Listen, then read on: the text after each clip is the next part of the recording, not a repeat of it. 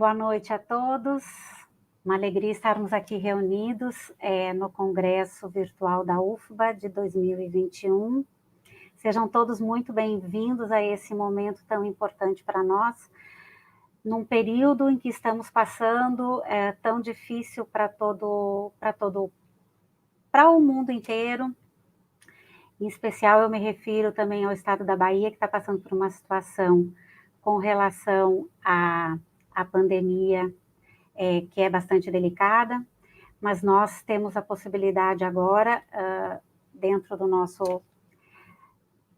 deste congresso, de darmos continuidade para as nossas atividades da universidade, e eu fico muito honrada com essa possibilidade, principalmente pela característica dessa mesa.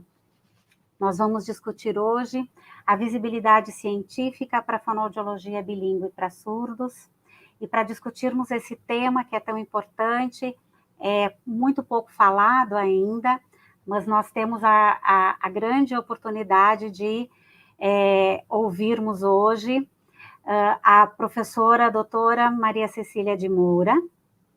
Seja muito bem-vinda, Cecília.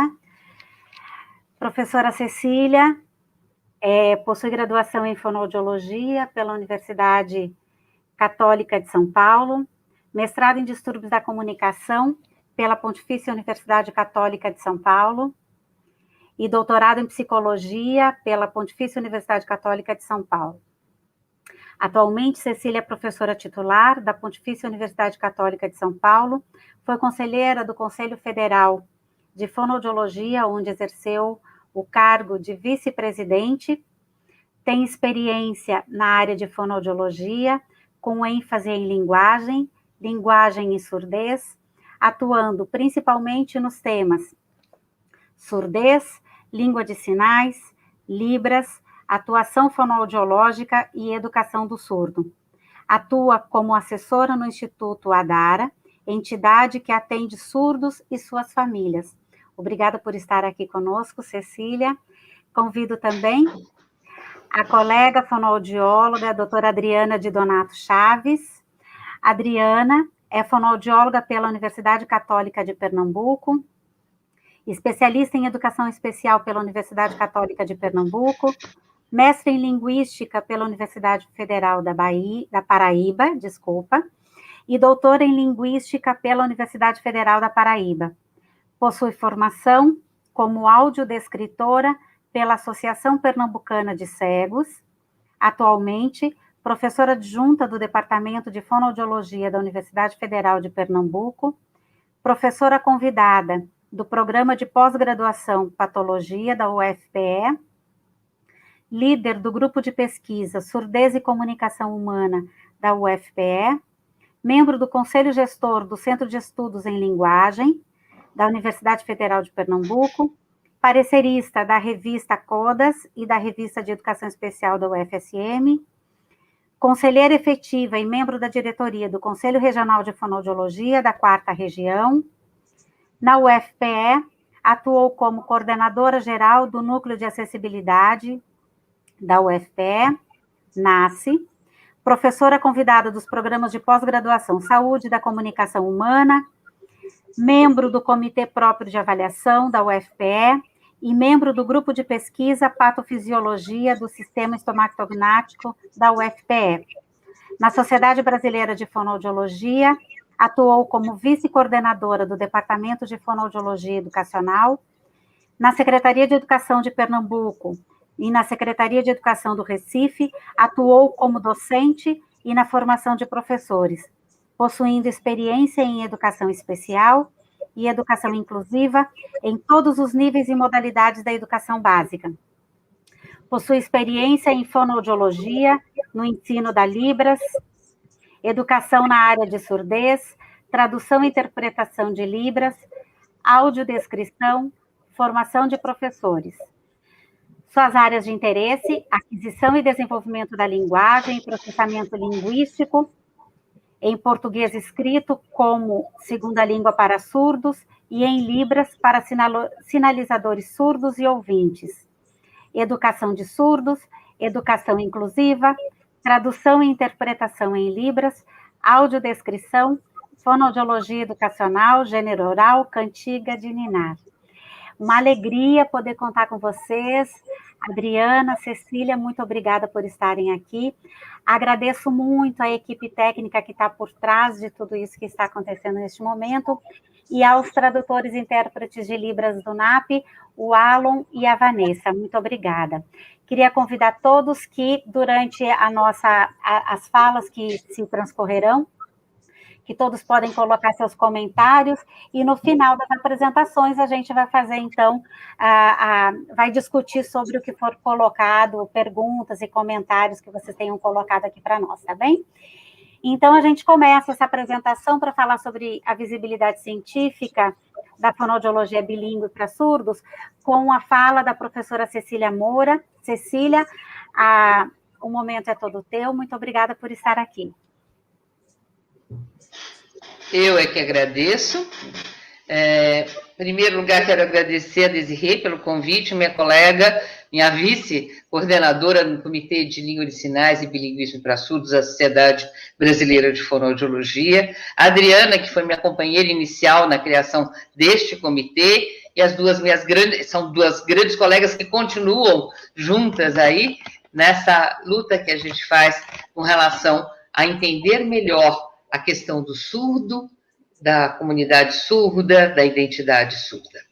Muito obrigada à universidade por propiciar esse espaço, que realmente espero que seja muito rico para todos.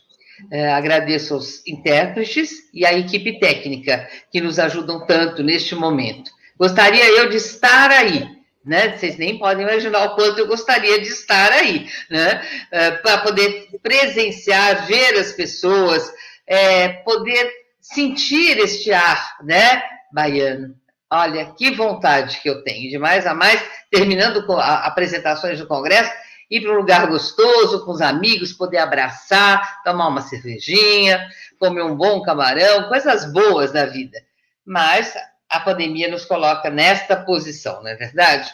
Então, a gente faz o que a gente pode e faz da melhor maneira possível. Então, a primeira, bom, Desirê já me apresentou de uma forma mais formal, acadêmica, né? Acho que eu devo me posicionar um pouquinho mais para cá.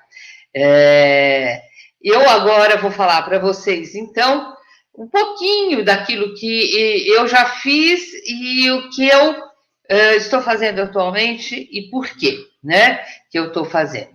Próximo slide, por favor. Então, aqui é a sua apresentação do Congresso, a apresentação dessa mesa que a Desirê já fez. Muito bem. Próximo, por favor. E aqui, representando, então, o nosso comitê, dentro da Sociedade Brasileira de Fonoaudiologia, que eu vou falar mais dele um pouquinho mais para frente, Desirê também vai comentar a respeito. Por favor, o próximo slide. Bom, meu nome é Maria Cecília de Moura, mas todo mundo me conhece como Cecília Moura. Esse é o meu sinal, né? Eu sou fonoaudióloga e trabalho com surdos há muito tempo. Eu trabalho com surdos desde a minha formação na PUC como fonoaudióloga. Na PUC, nós tivemos 3 Cecílias, uma já se foi, temos 2, então é melhor vocês entenderem um pouquinho de qual é essa Cecília que fala aqui, né? Um pouquinho de Morte e Vida Severina, né? Quem é, né, Cecília, de onde ela vem, né? Fonoaudióloga da PUC, sou, né? Mas eu tenho um trabalho muito específico com surdo, as outras 2 Cecílias também tiveram.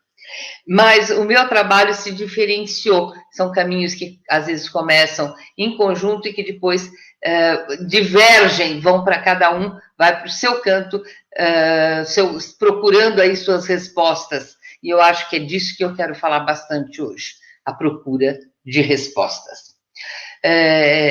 Então, eu comecei esse trabalho com surdo muito cedo na universidade, atendendo como estagiária, e logo depois eu me formei e fui contratada, não como professora ainda, claro, fui recém-formada, como fonoaudióloga da DERDIC, que é a clínica escola da Pontifícia Universidade Católica de São Paulo, onde tem uma escola também para surdos, e que na época eram chamados de deficientes auditivos, certo?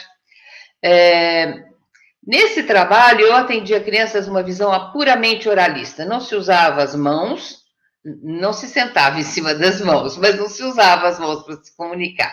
A gente fazia todo o possível para fazer uma estimulação auditiva e uma estimulação de fala nessas crianças. Até que, 3 anos depois de formada, eu e uma linguista, a professora Cristina Yoshioka, tivemos a possibilidade de ir para os Estados Unidos e ver um trabalho. Chamava-se, o próximo slide, por favor, chamava-se Comunicação Total. Eu conhecia muito pouco de comunicação total naquela época, li antes da viagem, era uma possibilidade de conhecer um trabalho diferente em Chicago, cidade irmã de São Paulo, e fui estudar um pouco, e aquilo que eu li me deixou assim muito encafifada. O que era aquilo? Tão diferente do trabalho que eu realizava com as minhas crianças, tá? Então, nós duas fomos para lá, e eu vi crianças pequenas, 4, 5 anos, 5, 6, se comunicando com sinais mais fala. Eu não entendia nada de sinais, nada.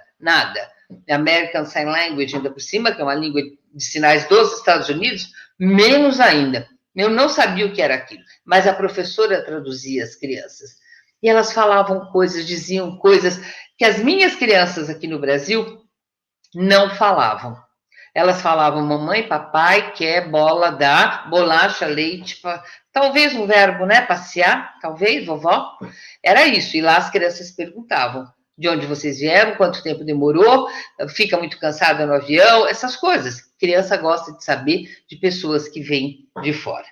O que isso despertou em mim? Bom, não, fora isso, eu conheci outros adultos, conheci adultos surdos, não só crianças. Conheci adultos surdos lá, e esses adultos usavam língua de sinais. Aprendi a respeito da comunidade, da cultura, da identidade, coisas que eu absolutamente não conhecia, que hoje em dia, para quem trabalha na área, é uma coisa muito simples, muito do dia a dia, né?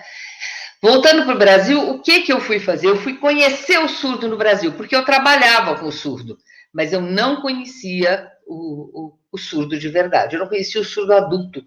E ele estava dentro da escola da Derdic, porque muitos chegavam mais tarde lá, né? Então, eram adultos jovens que estavam lá e que eu fui conhecer, fui aprender, não língua de sinais naquele momento, eu fui aprender sinais, que a gente começou a colocar na ordem do português. Português com sinais, português sinalizado. Era um método que a gente usava naquela época.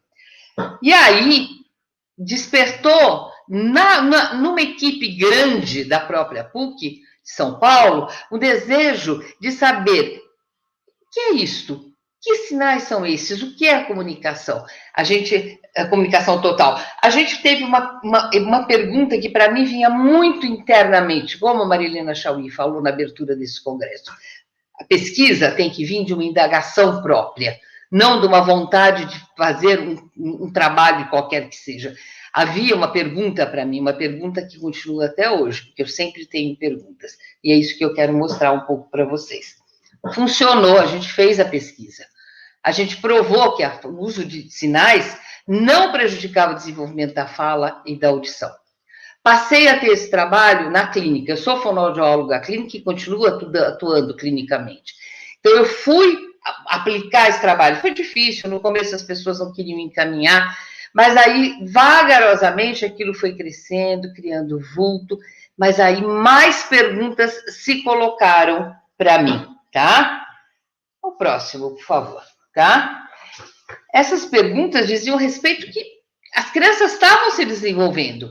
Havia um progresso visível ali, mas algumas coisas não andavam como deveriam andar. Aí eu fui para um congresso, e foi um congresso sul-americano de surdez, onde tinha os maiores papas, né, da utilização de sinais na comunicação de surdos, onde eu ouvi, assim, já tinha ouvido falar, mas eu ouvi cientificamente de um trabalho chamado Bilinguismo para Surdos, trabalho educacional. Conheci surdos, adultos pesquisadores da Golden University, enfim, eu fiquei assim absolutamente fascinada com a possibilidade que aquele trabalho abria para mim. Estava na hora do meu doutorado. Então, eu resolvi estudar. No começo era mais estudar bilinguismo para surdos, mas depois eu enveredei por um caminho que tinha me deixado muito assim, curiosa. Eu queria saber a respeito, que era a questão da identidade do surdo. Fiz esse trabalho na psicologia social, sendo orientada pelo professor Ciampa, que trabalha com a questão da metamorfose, identidade e metamorfose, e fiz um trabalho que mostrou para mim o que realmente, eu acho que com a tese de doutorado, com a pesquisa, eu realmente passei a conhecer o surdo. Esse surdo se transformou numa figura além daquilo que eu já conhecia. Era um grande amigo meu, ele é o Ricardo, ele quis ser nomeado, e não se incomoda que eu o nomeie como sujeito da minha pesquisa. Conheci profundamente, assim, muito da comunidade surda, das questões que envolviam o surdo, né?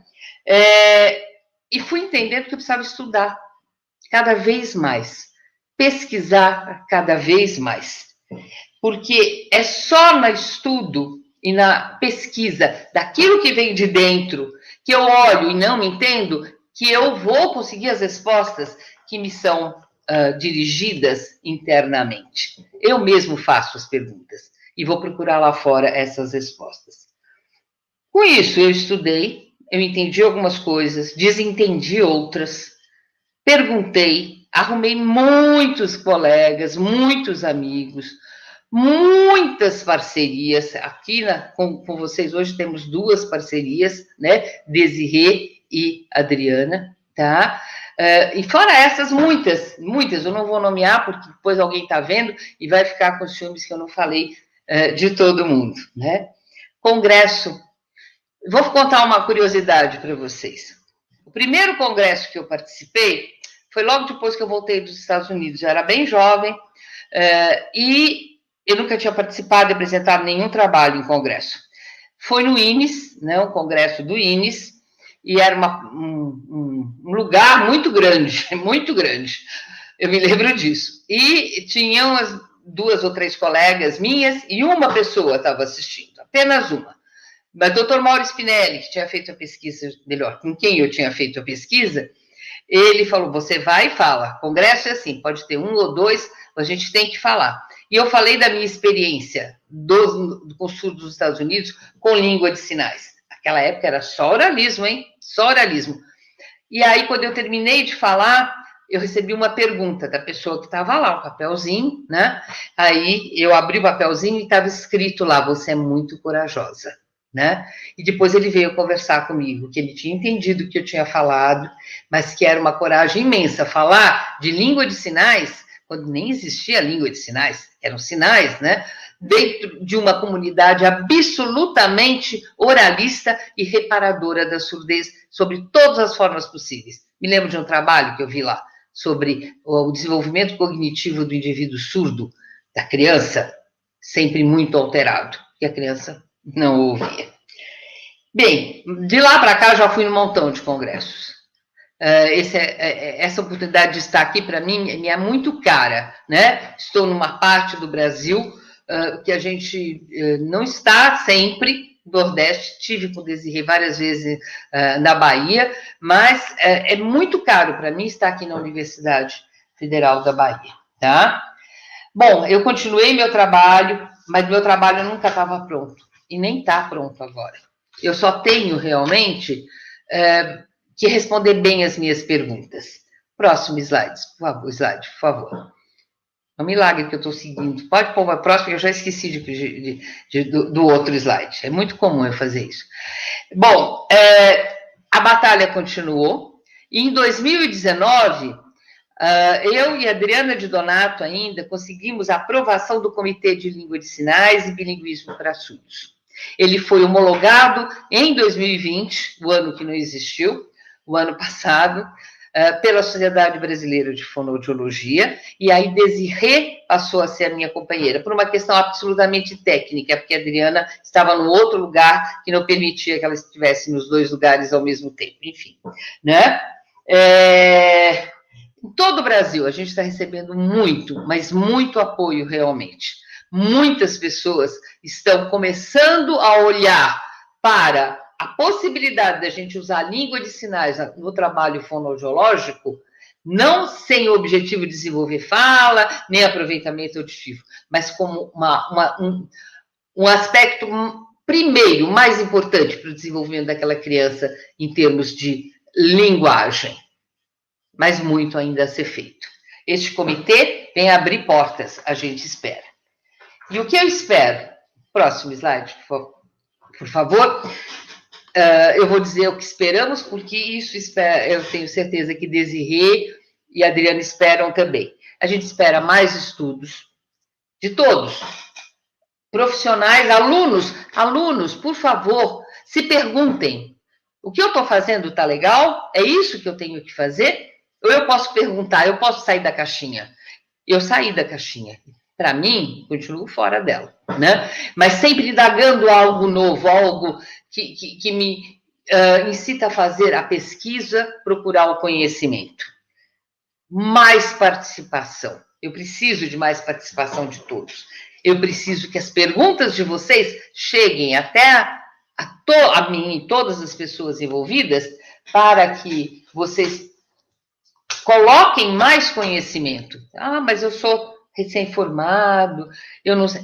Não importa, vocês já têm um baita conhecimento aí dentro de vocês. Põe ele a serviço do bilinguismo para surdos. Bom, foi só uma pincelada, porque eu tenho a impressão que o meu tempo já está acabando, ninguém pôs o papelzinho de 5 minutos, né? A vantagem, né, do congresso virtual, mas estou tentando calcular meu tempo certinho. E quero só falar para vocês, Desirê também vai falar, se você é fonoaudiólogo formado, você trabalha com surdos por uma perspectiva bilíngue, e diria mais, com sinais, pelo menos, queremos te conhecer e nos fortalecermos mutuamente. Escreva para nós. E aí existe este endereço do nosso e-mail, que é o comitê Pois olha, depois eu vou pedir aí para alguém colocar o nome do e-mail, porque ninguém vai lembrar isso daqui. bilinguesurdo@gmail.com, né? Alguém coloque e vocês podem escrever. E também tem uma novidade que saiu hoje do forno, né? Temos uma pesquisa para saber quem é esse fonoaudiólogo bilíngue ou que trabalha com sinais e que está espalhado aí por esse Brasil, né? Temos uma enquete, um survey, que se vocês tiverem interesse e não receberem por alguma outra forma aí, escrevam para nós que a gente manda o link para vocês responderem essa enquete. Então, como vocês veem, do começo até agora, a minha vida é perguntar e procurar a resposta. Eu espero que vocês tenham esse privilégio na vida também. Isso faz a vida valer a pena. Um grande abraço, um grande beijo para vocês e, sei lá, façam as perguntas que vocês quiserem. Espero que um dia eu possa estar com vocês presencialmente. Grande abraço, muito obrigada.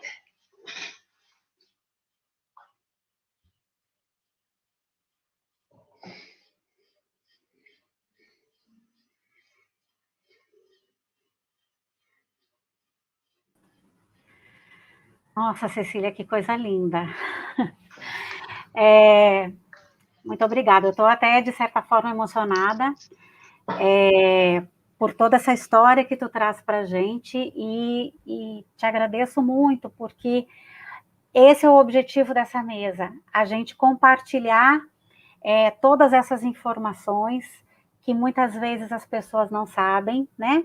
A gente pensa, muitas vezes, quando a gente está dando aula ou está num evento, alguma coisa assim, pensam que fonoaudiologia bilíngue é uma coisa recente, que é uma novidade, mas não é. Tu tem tanto chão já trilhado e com muita honra, né? Eu tive o privilégio de ter sido tua orientanda no mestrado e que foi fundamental para todo o meu percurso dentro da fonoaudiologia bilíngue.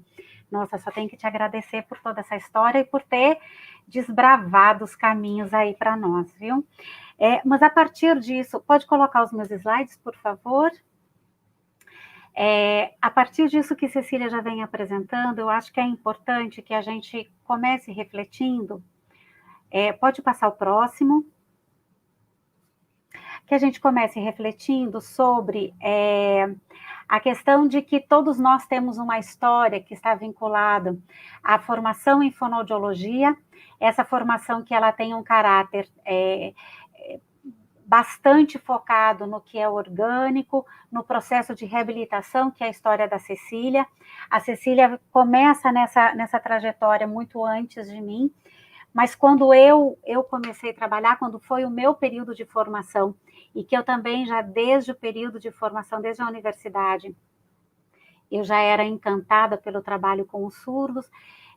Eu já tive uma outra situação, eu já conheci algumas pessoas surdas na Universidade Federal de Santa Maria, onde eu tive a minha formação, e lá a gente já tinha um contato com surdos que eram sinalizadores, então a gente já tem um despertar, algo que já pode deixar aquela pulguinha incomodando atrás da orelha, né? Mas a minha formação foi toda oralista, e a gente já estava no Brasil, isso há bastante tempo atrás, com a semente da comunicação total sendo desenvolvida entre os fonoaudiólogos.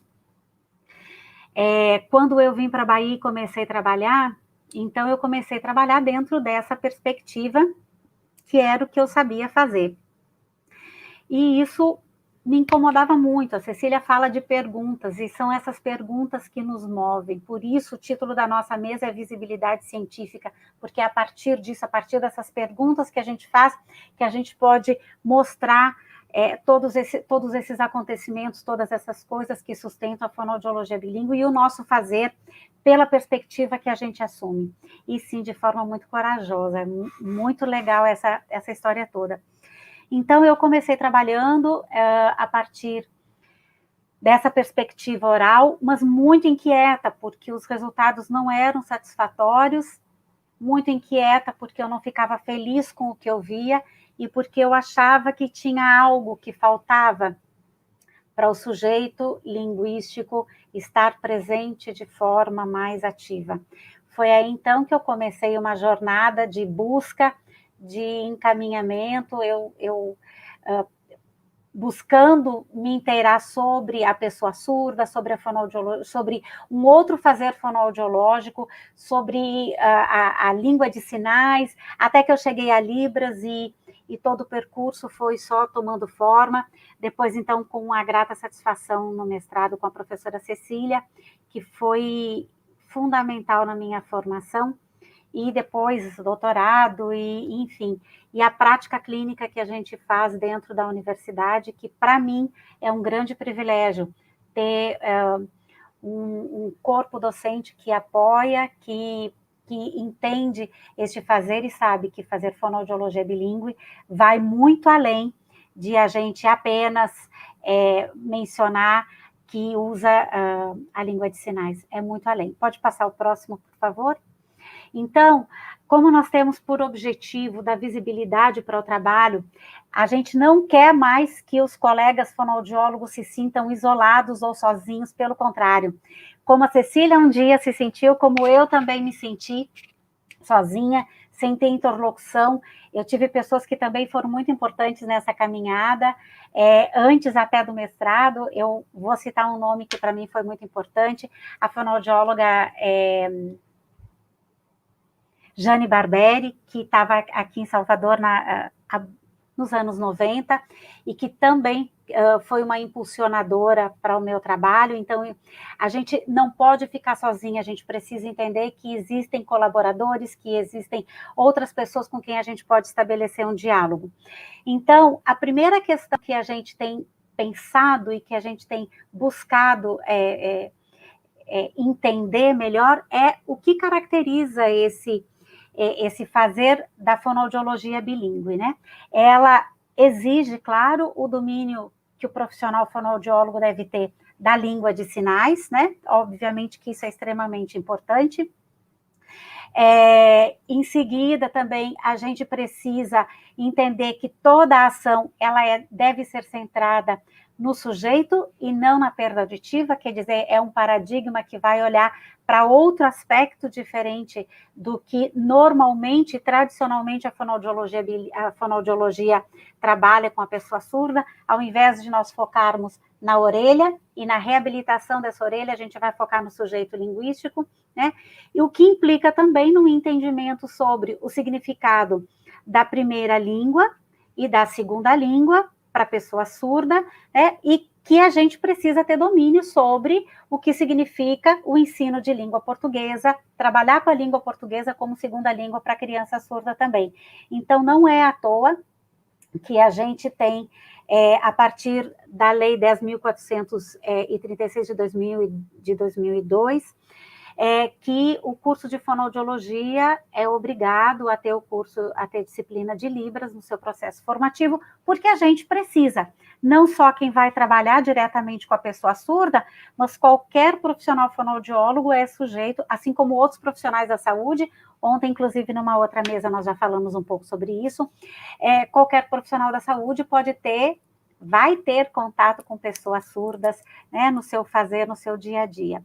E tem um detalhe que é muito importante: fonoaudiologia bilíngue não se restringe exclusivamente ao uso da língua de sinais, mas como a gente está falando, é bilíngue, prevê um sujeito inteiro, e que sim, esse sujeito pode ser usuário de aparelho auditivo, e pode ser usuário também de implante coclear. Inclusive, nós temos excelentes pesquisas demonstrando o ganho que a criança surda pode ter a partir de um contato inicial com a língua de sinais, para que todo um processo de desenvolvimento, de aquisição de linguagem oral e assim por diante, possa se dar de forma mais tranquila. Pode passar o próximo slide? Muito bem, então eu fiz uma retomada para que a gente possa pensar no significado de falar da fonoaudiologia bilíngue nesse momento no Brasil, né? Nós temos cerca de 80 cursos de fonoaudiologia espalhados pelo Brasil, e eu chamo a atenção para reflexão a respeito de quê? Primeiro, da perspectiva que é trabalhada nos cursos de fonoaudiologia. Mas eu já tenho 30 anos de formada, né? Então, eu fui formada dentro de uma perspectiva oral, mas hoje as universidades estão dando qual enfoque para o trabalho com as pessoas surdas, né? Qual é a direcionalidade que é dada, qual é a reflexão que é feita sobre um trabalho fonoaudiológico bilíngue também para a pessoa surda, e não apenas um trabalho de reabilitação auditiva e oral. Além disso, um outro fato que a gente precisa refletir, e muito, como fonoaudiólogos, no meu caso, no caso de Cecília, da Adriane, de tantas outras pessoas também, no caso de formadores de futuros fonoaudiólogos, sobre a carga horária dispensada para o curso de Libras dentro dos cursos de fonoaudiologia. E um outro detalhe é desmistificar, né, a visão que a comunidade tem, especialmente as famílias, com relação ao trabalho fonoaudiológico bilíngue ou ao uso da língua de sinais. A gente precisa, de uma vez por todas, deitar por terra aquele mito de que se a criança usa a língua de sinais não vai falar. Isso não existe, pelo contrário, e nós temos comprovação científica para isso. Isso é que é extremamente importante. Pode passar o próximo slide, por favor? Bem, então, como nós estamos buscando solidificar esse fazer, esse paradigma fonoaudiológico, né, da fonoaudiologia bilíngue, e para isso nós temos esse espaço ímpar dentro da Sociedade Brasileira de Fonoaudiologia, através do Comitê de Língua de Sinais e Bilinguismo para Surdos, né? Então, nós temos como metas, sim, chamar atenção para a fonoaudiologia bilíngue, para todo esse paradigma que vem por trás da fonoaudiologia bilíngue, conhecer os fonoaudiólogos bilíngues que estão espalhados em todos os cantos do Brasil, né? Às vezes eu tenho ex-alunos que estão no interior do estado da Bahia e que me ligam para conversar, para tirar dúvidas, para ter alguma ajuda. Isso é extremamente importante, que a gente fortaleça essa corrente em prol do fortalecimento da nossa profissão e desse tipo de fazer, né? Nós também pretendemos realizar encontros no Brasil de forma a solidificar esse papel do fonoaudiólogo bilíngue e o paradigma bilíngue. incentivar a produção científica com tantas e variadas experiências que nós temos no trabalho fonoaudiológico com surdos, né? Cada profissional tem uma forma de trabalhar, tem uma visão, tem uma experiência, então isso é extremamente importante de que a gente possa compartilhar. Então, quanto mais publicações nós tivermos, mais visibilidade a gente vai dar para o que a gente faz, demonstrando a cientificidade de tudo que a gente faz. E, além disso, um outro papel importante é a discussão de políticas públicas que levem em consideração os aspectos relacionados aos intérpretes de língua de sinais, que são extremamente importantes para a comunidade surda, para o nosso trabalho. Então, existe uma possibilidade de interação nos nossos trabalhos. As questões técnicas de acessibilidade comunicacional, inclusão digital, entre tantas outras coisas. Pode passar o próximo slide. Isso é só para a gente começar a pensar que temos muito trabalho pela frente. E aí, eu busquei um pouco para a gente poder visualizar o quanto isso já tem sido trabalhado dentro, ou apresentado dentro da comunidade, sobre as pesquisas que têm sido feitas. Então, eu peguei muito por alto o período de 2002 a 2021, eu busquei, então, dentro do portal de periódicos da CAPES, usando os descritores língua de sinais e fonoaudiologia, e eu encontrei um número de, eu não estou enxergando direitinho aqui, um número de 20 publicações. Quando eu procuro com esses mesmos descritores na plataforma do Cielo, eu encontro 17 artigos que trazem a temática da língua de sinais e da fonoaudiologia, e quando eu busco no portal de teses e dissertações da CAPES, eu encontro 48 dissertações e teses dentro deste período de 2002 a 2021. Então, assim, a gente tem um número que é expressivo, já é alguma coisa. Eu fiz um levantamento muito rápido, não foi um levantamento criterioso, não, é só para a gente poder ter algum parâmetro de discussão, mas eu fiz uma média de 4 trabalhos por ano ao longo desses quase 20 anos em que a gente, desde a Lei 10.436, certo? Então, pode passar o próximo slide. Então, a gente precisa solidificar, precisa trabalhar mais e publicar mais para que nós possamos demonstrar mais o nosso trabalho. Outro aspecto importante que nós temos no momento em que nós nos unimos para fortalecer a fonoaudiologia bilíngue é o foco nos profissionais fonoaudiólogos, em outros profissionais de saúde de uma forma geral, profissionais de educação, entre tantos outros que possam se interessar e nós possamos contribuir de alguma forma, né? Também é importante que nós possamos dar um suporte, dar apoio, não só falando em termos terapêuticos, mas também para as pessoas surdas e deficientes auditivos, não importa como a pessoa se vê, né? Volto novamente a nossa atenção para os tradutores e intérpretes de Libras, que nós podemos ter um compartilhamento que é muito importante, e outros usuários, ouvintes, como familiares, outras pessoas interessadas, né? O próximo slide, eu já estou correndo por conta do meu tempo, por favor. Então, é muito importante que todos conheçam, busquem conhecer o trabalho da fonoaudiologia bilíngue. E em Salvador, nós temos um serviço público que faz fonoaudiologia bilíngue para a comunidade, que oferece espaço para a comunidade, né? Então, nós temos dentro da UFBA o CEDAF, que o sinal é esse, que é a clínica escola, que é a clínica escola do curso de fonoaudiologia, onde nós fazemos atendimento fonoaudiológico bilíngue. Agora, por conta da pandemia, não está ocorrendo, é claro, mas nós temos o atendimento, e nós temos o Projeto Paz, que é um projeto que eu desenvolvo, tem o site aí para vocês, quem se interessar, que também ele tem por missão dar o apoio para as famílias e para os profissionais.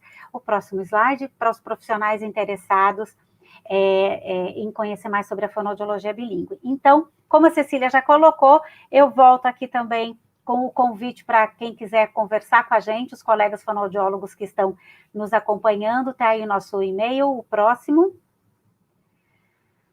E eu só tenho agradecer a vocês, muito obrigada por essa oportunidade, muito obrigada por todos estarem aqui conversando com a gente.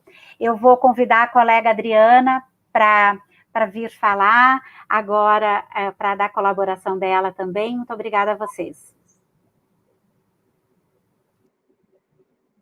Olá, gente. Boa noite a todos e todas. É um prazer muito grande estar no Congresso Virtual da UFBA.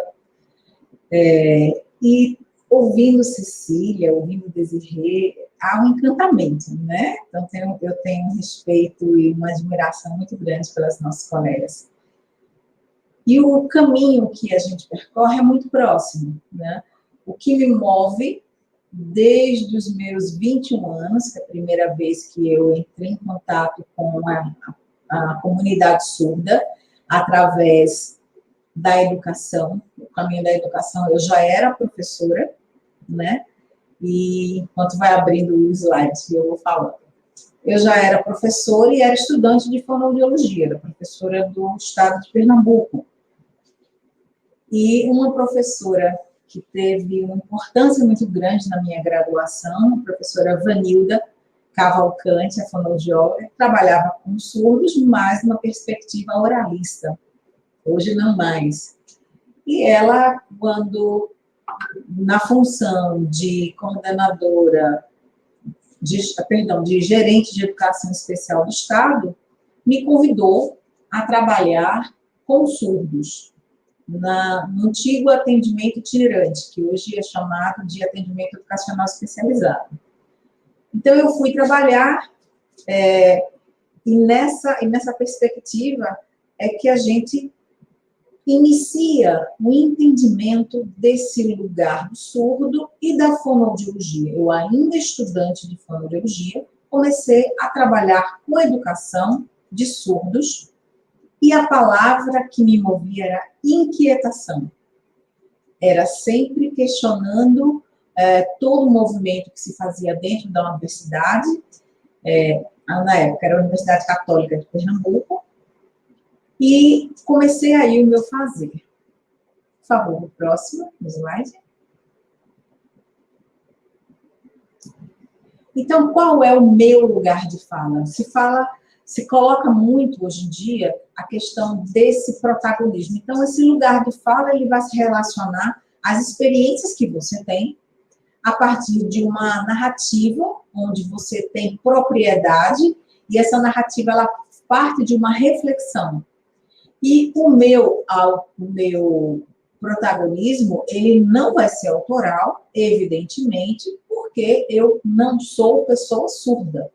Por mais que eu conviva, por mais que eu pesquise, por mais que eu atue, por mais que eu seja amiga, parceira, colaboradora, eu não sou uma mulher surda. Então, eu não me constituo dessa forma.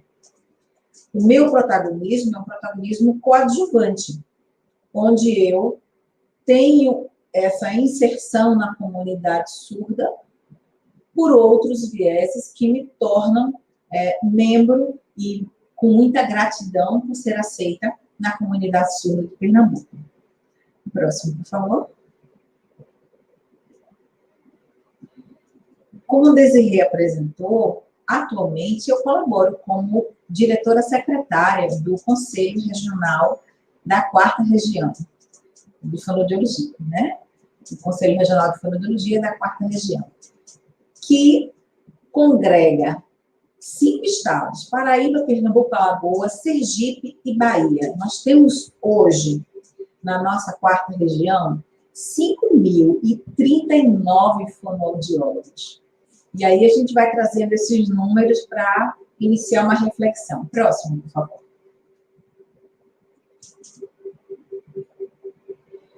A sede fica... Volta, por favor. Pode voltar? Isso, obrigada. A sede fica em Recife e a subsede fica em Salvador.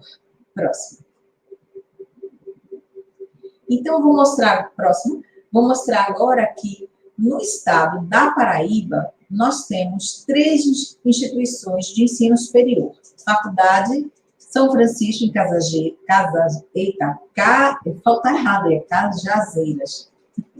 Centro Universitário de João Pessoa, da UNIP, e Universidade Federal da Paraíba. Então, nós temos 3 instituições de ensino na Paraíba. Próximo, por favor. Pernambuco, na Universidade Federal de Pernambuco, UFPE, na Universidade Católica de Pernambuco, Unicap, e Universidade São Miguel, a Uni São Miguel. Então, mais 3 universidades. Próximo. Seguindo Alagoas, a Universidade de Ciências da Saúde de Alagoas, a Uncisal. Próximo.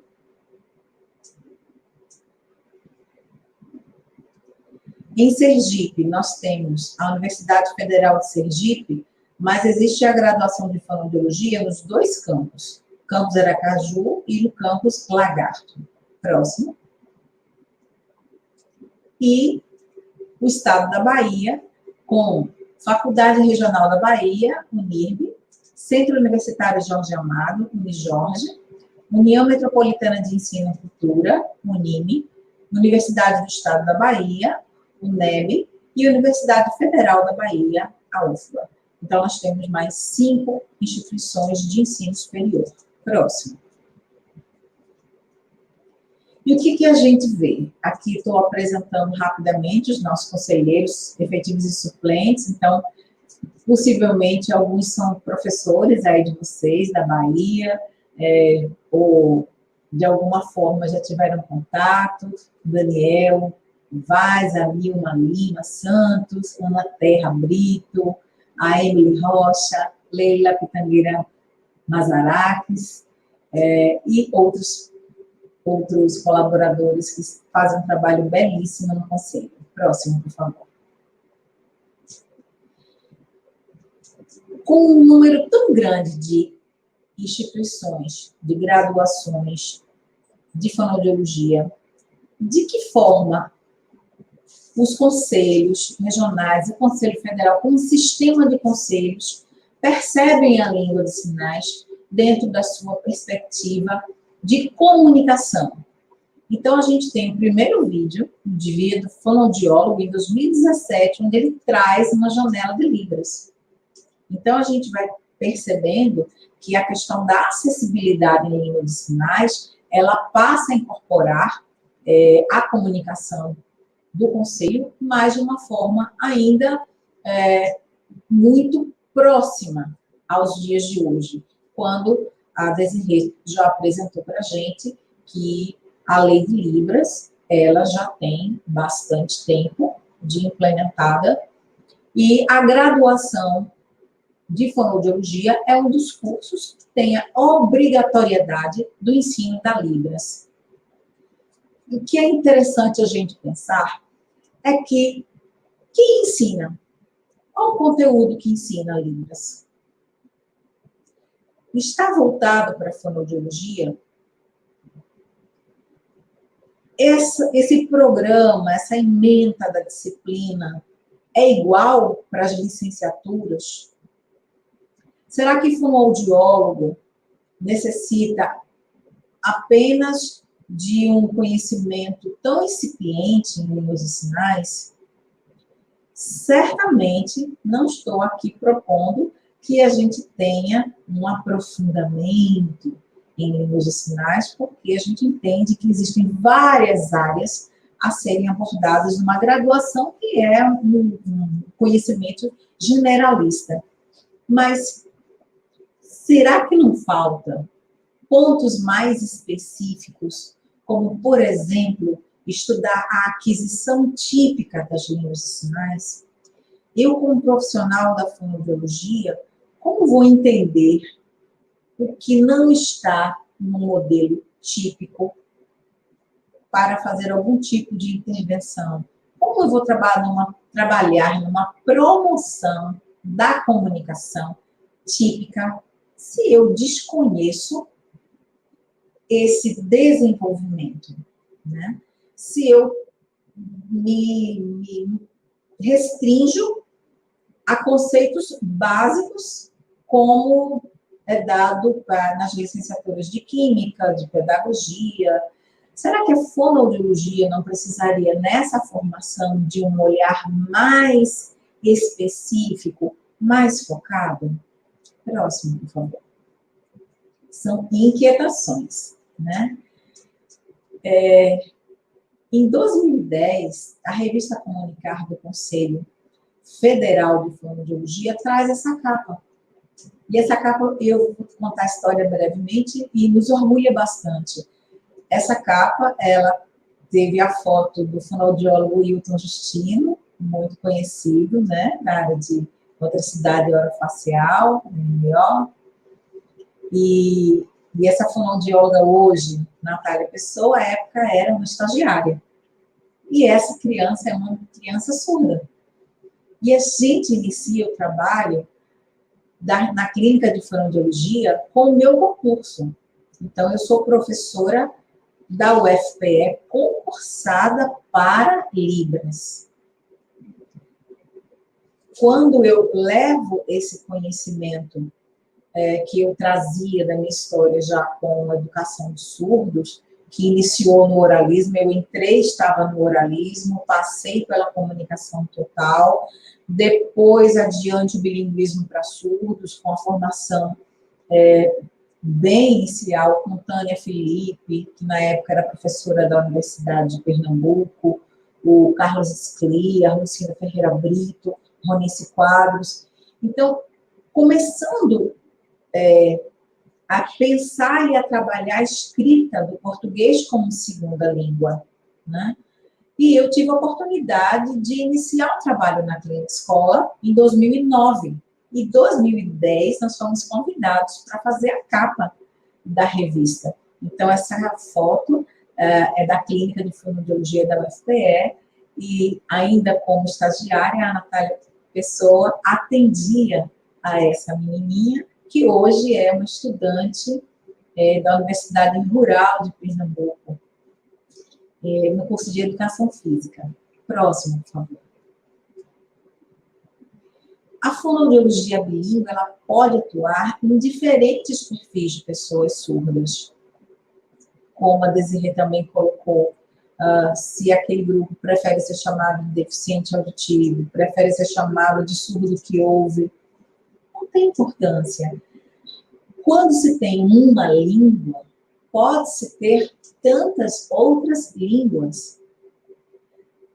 É um desconhecimento de status linguístico da língua de sinais como língua natural, como uma língua completa, como uma língua de plenitude, uma língua que viabiliza todo e qualquer processo de desenvolvimento cognitivo, social, cultural.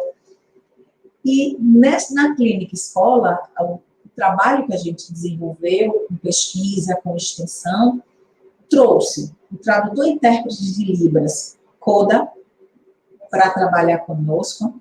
Trouxemos também adultos surdos de relevância na comunidade surda, de referência na comunidade surda, para que aquelas famílias, as mães, as tias, os pais que estavam acompanhando aquele grupo de crianças e jovens surdos atendidos na clínica, tivessem uma outra perspectiva de pessoa surda. Não muito tempo atrás, a gente via muito nos ônibus, por exemplo, as pessoas surdas vendendo o alfabeto, né? Então, tinha uma perspectiva de alguém que precisava da caridade, que precisava de um recurso financeiro para se manter. E que essa perspectiva caritativa, ela desconstrói um sujeito surdo inteiro, um sujeito de direito, um sujeito com língua própria, um sujeito que pode aprender a língua portuguesa e que a gente precisa estar nesse lugar de mediação também, não apenas de intervenção clínica, terapêutica, mas de mediação de mundos, porque somos nós, os fonoaudiólogos, que temos esse conhecimento da comunicação, entendendo o lugar da não doença, não patologizando essas pessoas surdas. E à medida que a gente começou a desenvolver esses estudos, essas ações extensionistas, nós tivemos um número cada vez maior de estudantes interessados em estudar, em construir TCCs, em, após a graduação de fonoaudiologia, estudarem o curso de tradutor e intérprete de Libras, de começarem a atuar clinicamente também com pessoas surdas sinalizadoras. Então, o que a gente está trazendo à cena hoje é essa importância. Por favor, próximo. A fonoaudiologia pode colaborar e muito com a educação bilíngue para surdos. Ora, se eu posso ter uma educação bilíngue em língua oral estrangeira, se eu posso ter uma segunda língua indígena, por que eu não posso aceitar e entender como direito uma escola bilíngue para surdos, principalmente nas séries iniciais, como opção para esta família, não como única possibilidade, mas como direito de acesso à comunicação dessa família, dessa criança, com modelos de pares que são iguais a ela, e não um sujeito como a gente comumente percebe os discursos dos adultos surdos dizendo que se sentiam angustiados, porque quando percebeu que era surdo, quando olhava, e eles usam esses sinais, né, as boquinhas se mexendo, e eles, sem entender, sem acompanhar o que aquelas crianças estavam comunicando. Então, ter uma política pública linguística para surdos é urgente. Não adianta apenas a atenção auditiva, é também direito do surdo a atenção linguística. Próximo, por favor. A fonoaudiologia pode atuar junto com a escrita de sinais. É mais uma possibilidade. Próximo, por favor. Por que as pessoas precisam ser enquadradas, encaixadas dentro de pequenos cubículos de normalidade, de comportamentos pré-definidos? Se todas as línguas são inteiras, todas as línguas de modalidade oral, auditiva, de modalidade espaço-visual, são possíveis, e todas trazem a sua beleza, e todas possibilitam o mesmo desenvolvimento humano inteiro das pessoas. Próximo, por favor. E a gente pode trazer o mundo para as mãos, para a expressão facial, para a expressão corporal. A fonoaudiologia pode estar ali nessa inquietação, trazendo pesquisas, desafios, parcerias com as especialidades da fonoaudiologia, com as diversas especialidades da fonoaudiologia. E almejando também que a fonoaudiologia bilíngue para surdos se torne mais uma especialidade dentro da nossa ciência. Próximo, por favor. Então, eu agradeço a oportunidade de estar compartilhando as minhas inquietações e desejando que a gente se fortaleça, que a gente aprenda, que a gente construa junto uma fonoaudiologia fortalecida, atuando na área também da educação bilíngue e da saúde da comunicação humana em língua de sinais. Muito obrigada, Desirê. Muito obrigada à oportunidade do Congresso Virtual da UFBA e a brilhante interpretação dos nossos colegas que estão aqui conosco de uma maneira tão dedicada, colaborando conosco. A Vanessa e o Al. Adriana, muito obrigada por tua exposição, muito obrigada mesmo. Bem, já são 21 horas, eu vou convidar a Cecília para aparecer aqui, porque a gente então já vai se encaminhando para o encerramento. Eu não vi nenhuma pergunta sendo colocada aqui, eu vi comentários. Agradeço muito a presença de todas as pessoas que estão aqui conosco, participando desse momento, um momento muito... vamos esperar isso, intérprete, um momento muito importante para todos nós, e a Adriana mencionou um detalhe muito importante, a gente precisa fortalecer, para quem sabe, a especialização chegar até aí, né? Então, isso é um desejo, e isso, quem sabe, em breve a gente possa trazer mais novidades, não é? Fico muito feliz por tudo isso, por tudo que está acontecendo, por tantas pessoas que estão nos apoiando, estudantes, profissionais, a comunidade surda, nós temos pessoas surdas, é importante que o surdo esteja conosco e que o surdo saiba que pode contar com o fonoaudiólogo, não só no processo de reabilitação auditiva, mas também pensando na Libras. Então, eu agradeço a presença de todos, já deixo aqui a minha última palavra. Cecília, Adriana, Alon, Vanessa, equipe técnica, meu muito obrigada. A UFBA é bilíngue, e eu deixo a palavra para vocês poderem se despedir também. Muito obrigada por vocês estarem aqui. Cecília, Adriana, podem despedir-se. Cecília?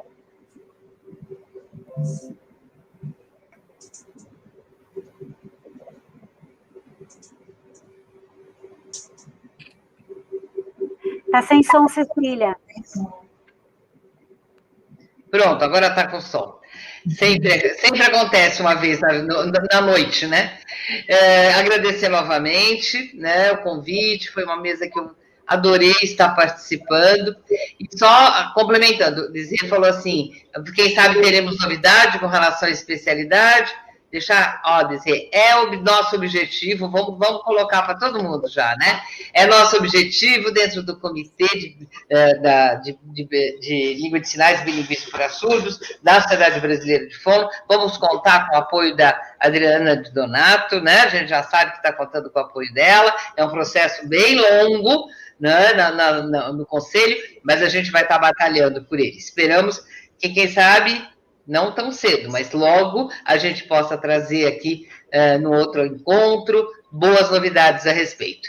Um grande abraço a todos, um beijo, tá? E para todos vocês.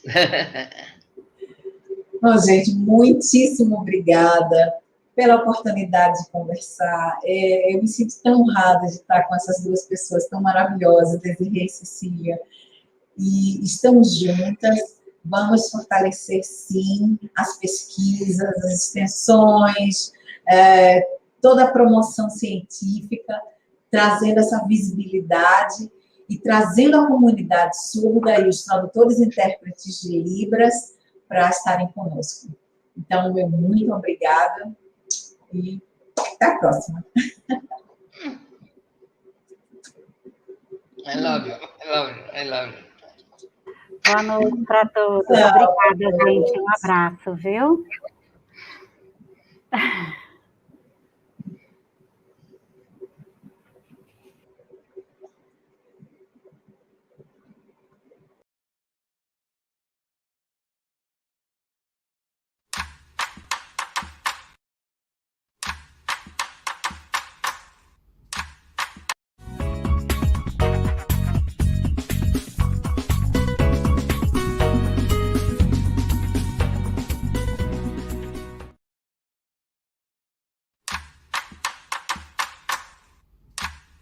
Parem de matar nossos filhos. Parem de nos negar um futuro. Parem de matar os nossos filhos. Parem!